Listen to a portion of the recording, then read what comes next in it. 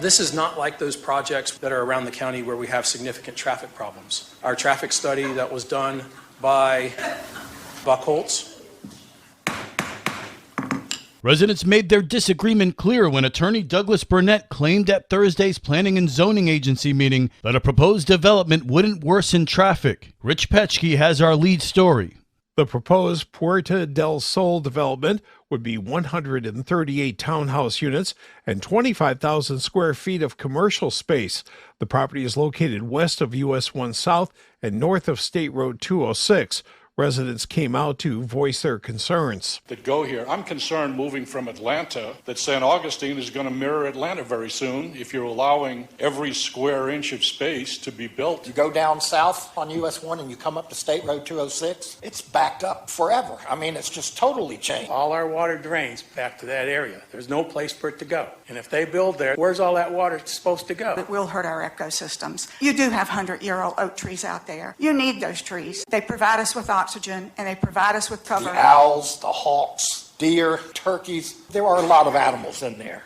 Planning Board member Richard Hilsenbach expressed his concerns. I was really worried about when you're going to increase the density that much. Not having a fire station within 5 miles concerned me. You're going to have to fill a lot of that wetland. There's cypress in there and hardwood swamp trees, red maples, sweet gum, and then potential flooding. Pomona fine sand is a very poorly drained soil. Riviera fine sand is a frequently flooded soil. When I drove down there, I was stunned at the amount of traffic on 206. This now moves on to the Board of County Commissioners meeting on April 18th.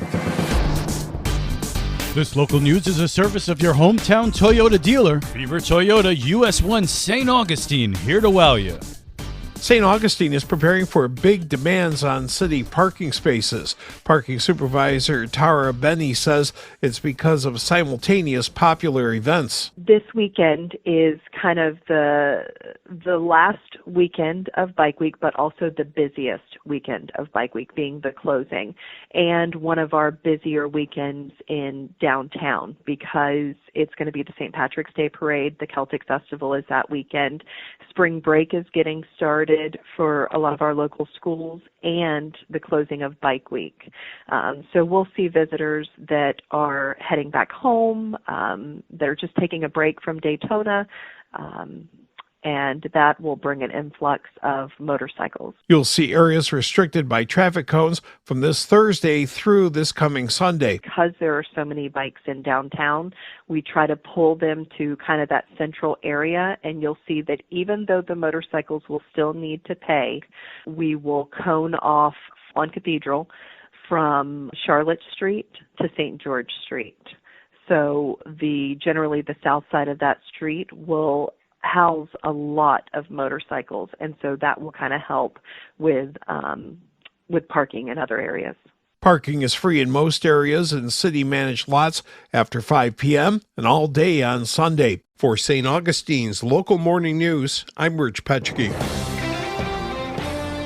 We've got live bands, floats, marching units, dancers, horses, carriages, tour trains, trolleys, City of St. Augustine Pipe Band, Coastal Florida Police and Fire Pipes and Drums, the JFRD Pipes and Drums, and special guest, the Colonial Navy of Massachusetts Fife and Drum Corps. That's Albert Silas, organizer of the St. Patrick's Day Parade. He tells Liz Ryan all about this festive event. As with a lot of other things, when it comes to St. Patrick's Day parades, we've got everybody beat. This is the original St. Patrick's Parade in the world. Boston's first St. Patrick's celebration was 1737. New York's St. Patrick's Day Parade was 1762.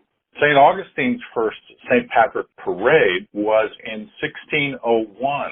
But to enjoy this ancient tradition, you'll want to get there early and get a good spot along the parade route. The parade starts on Orange Street near Francis Field, and it comes around past the Visitor Center, then goes up around past the Castillo San Marco, and then down along the water to the Bridge of Lions, and then turns right, comes down Cathedral Place, and then comes back towards Francis Field. So it just makes a big circle around downtown. It takes a lot of work to pull this off. And a lot of people donated their time and talents. Shout out to our team headed by Chris and Matt Fulmer. They put the parade on every year, and they're one of the committees under Romanza. Romanza is the sponsor of the parade that actually runs it, and that they do all the work.